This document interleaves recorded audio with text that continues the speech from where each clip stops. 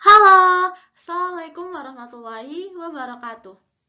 Pada video kali ini, saya akan sedikit membahas mengenai etika dan juga budaya makan yang ada pada suku Betawi. Video ini dibuat untuk memenuhi salah satu tugas dari mata kuliah Sosiologi Antropologi Kesehatan dengan dosen pengampu Ibu Esi Zulpiani, SPSI, MHKes.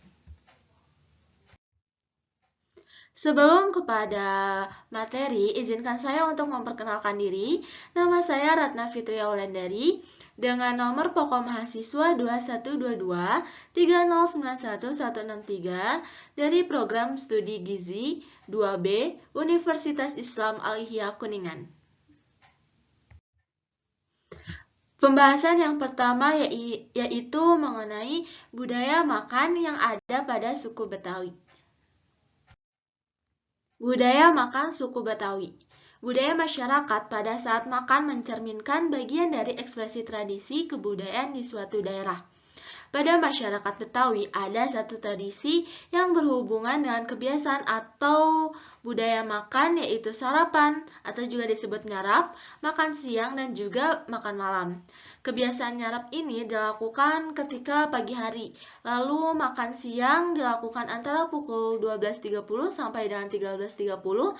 Dan biasanya tidak semua bisa berkumpul pada makan siang karena mungkin ada anggota keluarga yang tidak berada di rumah, dikarenakan sekolah atau juga bekerja. Lalu untuk acara makan malam, biasanya masyarakat suku Betawi melakukannya di meja makan bagi keluarga yang terbilang mampu. Namun untuk keluarga yang kurang mampu, cukup biasanya di balai atau di lantai yang beralaskan tikar anyaman. Lalu seluruh keluarga biasanya ngeriung atau berkumpul di tempat makan itu. Untuk kalangan tertentu biasanya ada hidangan penutup dengan pencuci mulut seperti kolak atau setup bagi orang tua, kadang sambil mengopi. Selain alat makan, pada umumnya ada juga yang paling penting di budaya makan suku Betawi ini, seperti kobokan atau tempat cuci tangan. Karena tradisinya orang Betawi biasanya makan tidak menggunakan sendok atau garpu, melainkan makan menggunakan tangannya. Nah, seiring berjalannya waktu dan perkembangan zaman, perilaku dan kebiasaan makan pada masyarakat Betawi ini sudah banyak mengalami perubahan.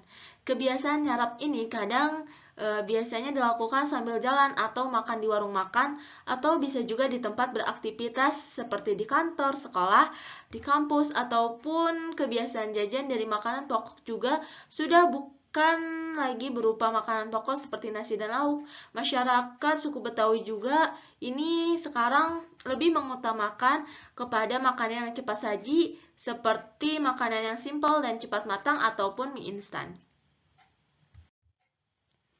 Lalu pembahasan materi yang kedua yaitu mengenai etika makan pada suku Betawi. Etika makan suku Betawi. Dalam tradisi makan masyarakat Betawi di daerah tertentu, ada hal yang dianggap pantangan di waktu makan, seperti piring tidak boleh ditampak karena biasa sulit dapat rezeki, lalu makan tidak boleh bersuara atau nyiplak karena menurut suku Betawi, itu merupakan seperti anjing yang mengunyah makanan dan menimbulkan bunyi-bunyian mulut yang bergemerisik. Lalu selanjutnya ada makan tidak boleh diendus atau dicium dulu karena seperti kucing yang sebelum menyantap ataupun menjilati piring setelah makan. Lalu tidak diperbolehkan makan di depan pintu karena dianggap dapat menolak rezeki yang masuk. Lalu dilarang juga makan sambil berdiri, katanya seperti makan layaknya kuda. Lalu etika makan suku Betawi yang selanjutnya yaitu etika pada saat duduk pada saat makan ya. Jadi etika cara duduk pada saat makan pada suku Betawi juga diperhatikan, yaitu suami berhadapan dengan istri dan anak-anak biasanya berada di sebelah kanan atau kiri orang tuanya. Nah, istri ini biasanya duduk dekat nasi yang diletakkan. Hal ini untuk memudahkan sang istri menyendokkan nasi, karena istrilah yang biasanya mengambilkan nasi untuk suaminya dan para anaknya yang masih kecil. Sedangkan lauk pauknya untuk anak-anak mengambilnya masing-masing kecuali sayur. Nah, ini biasanya diambilkan oleh istri langsung dari kualinya yang masih disimpan di dapur. Setiap orang yang makan akan mendapatkan sepiring sayur kecuali anak-anak, tergantung dari kemauannya. Apabila ada yang ingin tambah sayur, maka istri jugalah yang mengambilkan di dapur. Jadi khusus sayur tidak disajikan di tempat makan. Lalu cara duduk bila makan bersama tamu ini tergantung dengan siapa tamu tersebut, laki-laki ataukah perempuan. Lalu apabila tamu tersebut laki-laki, maka duduknya bersebelahan dengan suami. Sebaliknya, jika tamu tersebut perempuan, maka duduknya tamu itu akan dekat dengan istri.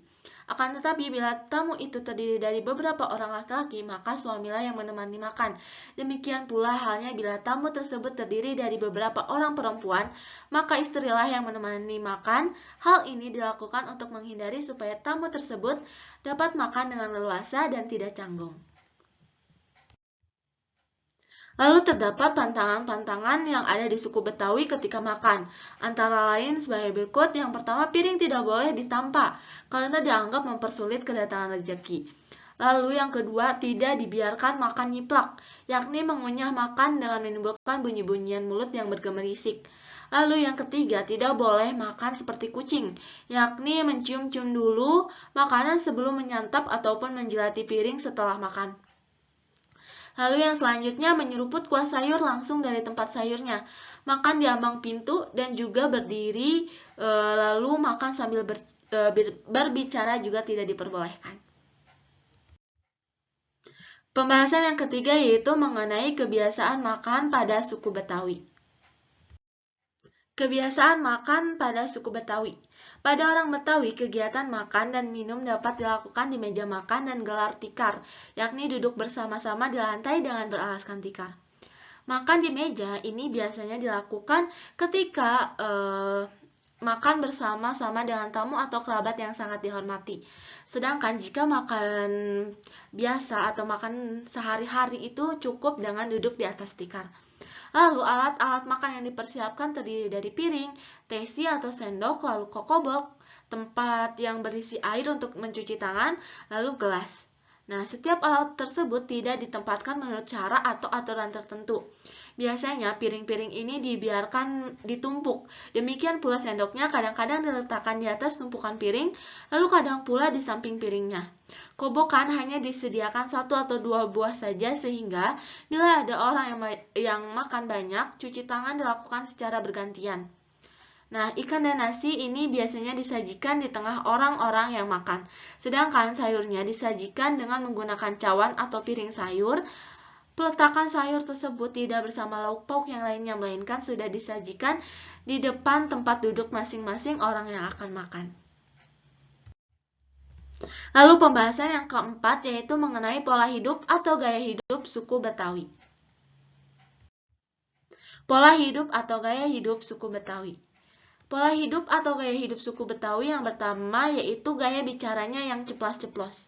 Gaya hidup suku Betawi yang pertama adalah mengenai gaya bicara, di mana banyak yang mengakui bahwa kebiasaan orang Betawi sehari-hari adalah berbicara dengan gaya yang ceplas-ceplos. Sudah menjadi kebiasaan bagi orang Betawi bila berbicara, ia akan apa adanya dan langsung kepada permasalahan yang menjadi objek dari pembicaraan tersebut. Lalu orang Betawi ini tidak akan banyak basa-basi seperti kebiasaan orang dari daerah lain. Lalu juga ada yang menilai kebiasaan ini terkadang terkesan agak kasar, namun beginilah kebiasaan masyarakat Betawi sejak dulu. Pola hidup atau gaya hidup suku Betawi yang kedua yaitu kehidupan sosial yang religius. Mayoritas masyarakat Betawi ini diketahui menganut agama Islam. Betawi sendiri adalah salah satu suku yang kehidupan sosial masyarakatnya banyak mengadopsi nilai-nilai agama Islam. Sejak usia anak-anak mereka telah dibekali dengan ilmu agama dengan sangat baik. Selain mendapatkan pendidikan formal di sekolah, biasanya orang tua akan menyekolahkan anak-anak tersebut di sekolah madrasah, yaitu sekolah khusus untuk belajar tentang ajaran agama Islam. Nah, masyarakat Betawi sendiri terdapat budaya malu bila tidak pergi mengaji.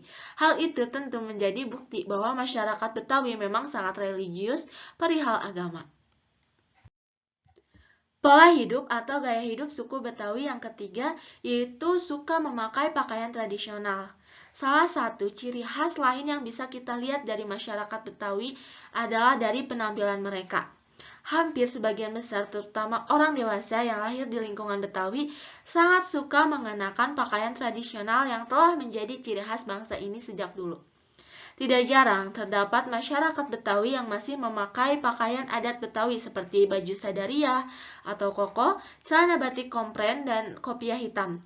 Lalu sementara untuk wanitanya sendiri biasanya mengenakan kebaya encim atau kebaya kelancang. Pola hidup atau gaya hidup suku Betawi yang selanjutnya yaitu suka bergotong royong atau juga sering disebut dengan nyambat. Gaya hidup lain yang patut ditiru dari orang Betawi ini adalah budaya gotong royong atau dikenal dengan istilah nyambat. Kegiatan nyambat sendiri adalah mengerjakan pekerjaan secara bersama-sama tanpa pamrih, seperti membangun rumah peribadatan atau masjid, lalu rumah tetangga, atau saat membajak sawah. Kegiatan nyambat sendiri ini merupakan tradisi yang cukup unik sekaligus sangat membantu.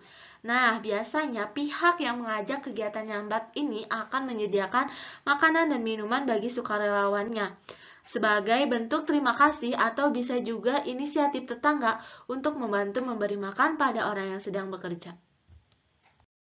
Pola hidup atau gaya hidup suku Betawi yang selanjutnya yaitu suka menabung. Gaya hidup positif yang selanjutnya juga patut untuk kita tiru dari masyarakat Betawi, yaitu menabung, atau orang Betawi sendiri ini menyebutnya dengan nyelengin. Menabung adalah sesuatu yang telah diajarkan orang tua Betawi sejak kecil. Nah, biasanya anak-anak sendiri sudah diajarkan menabung melalui celengan yang terbuat dari bambu ataupun yang terbuat dari tanah liat. Pola hidup atau gaya hidup suku Betawi yang terakhir yaitu nyorog. Setiap kebiasaan atau gaya hidup orang Betawi memang patut diacungin jempol. Salah satunya adalah cara mereka memperlakukan tetangga dan saudara-saudaranya. Nah, di Betawi sendiri terdapat tradisi nyorog, yaitu kegiatan saling mengantarkan makanan yang dilakukan oleh para tetangga pada saat bulan puasa atau menjelang perayaan Idul Fitri. Lalu pembahasan yang kelima yaitu mengenai pola makan suku Betawi. Pola makan suku Betawi. Masyarakat Betawi memiliki suatu tradisi yang berhubungan dengan pola makan, yaitu sarapan atau disebut nyarap, makan siang, dan makan malam. Kebiasaan nyarap dilakukan pada pagi hari, kemudian makan siang dilakukan antara pukul 12.30 sampai dengan 13.30 waktu Indonesia Barat. Biasanya tidak semua anggota keluarga dapat berkumpul pada jam makan siang, karena mungkin ada anggota keluarga yang tidak berada di rumah dikarenakan ia sedang bersekolah ataupun bekerja. Hidangan makan siang biasanya lebih lengkap daripada saat nyarap. Hal ini dikarenakan ibu rumah tangga ini memasak khusus untuk makan siang. Kemudian untuk makan besar atau makan malam, biasanya ibu rumah tangga memasak lagi. Pada kesempatan ini biasanya seluruh anggota keluarga dapat berkumpul. Hidangannya pun komplit. Untuk acara makan malam biasanya bertempat di meja makan bagi keluarga yang terbilang mampu, namun untuk keluarga yang kurang mampu cukup di balai atau di lantai yang beralaskan tikar anyaman. Baik, sebelum saya tutup, di sini ada satu bukan motivasi. Jadi kayak quotes dari hadis riwayat Abu Daud ya, Abu Daud Hasan. Mengatakan bahwa berkumpullah kalian dalam menyantap makan kalian secara bersama-sama. Karena di dalam makan bersama itu akan memberikan keberkahan kepada kalian. Cukup sekian materi yang dapat saya sampaikan pada kali ini. Kurang lebihnya mohon maaf. Wabillahi taufiq wal hidayah. Wassalamualaikum warahmatullahi wabarakatuh. Sampai jumpa.